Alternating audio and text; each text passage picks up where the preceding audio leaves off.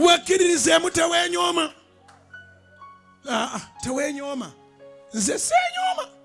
Ate sikweka bulamu bwange. Nze siri ba bugingo babiri ndi bugingo ogwo. Gwolaba yeye mwambala akwambale. Ndi bugingo omu. Era sitya kwogera ndi sayina biwandiiko kuba sinoonya mulimu. Nga bwe nkubuulidde nze sikolangako application ya mulimu. Mu bwongo bwange application gye nzijjukira gye nasooka okukola yali ekola ku kintu kimu. Kimu kyokka ku applyinga kumpa station ya radio. Okiyita ekyakusaaga ekyo. Ebanziramu ne bampa n'amagezi. UCC n'enziramu.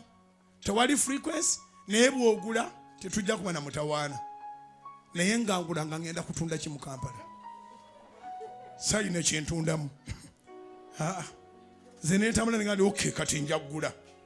Saagula 1, 2, 3, 4, 5, 6 ate tukyagula. Ledi endala tujja zigula.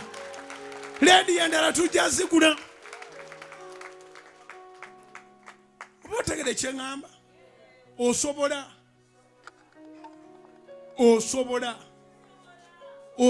era wano mu kusaba n'okusiba ennaku 21. Musabe Mukama akuwa amagezi. Musabe buli w'obeera. Obeere nga magnet ng'opiikinga eby'omuwendo kasasiro tajja. Nze obulamu bwange bwentu bwe mbutambuza. Wembeera mbanga magnet mpiikinga bya muwendo. Tewali consultancy firm esobola kuba nejja negamba yansomesa ebya media.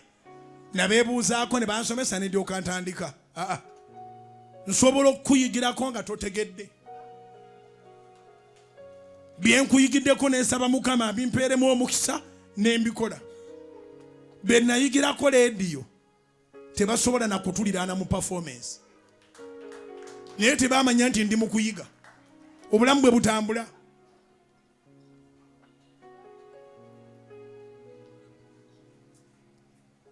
Nga bw'olaba nti teweetaaga nnyindo y'oyo omulala okussa. Osobola okubeerawo n'okola ekintu. Ekisingako obuzibu si kukola ky'oyagala kukola. Ekisingako obuzibu kussa. If you can breathe independently, you can do something independently.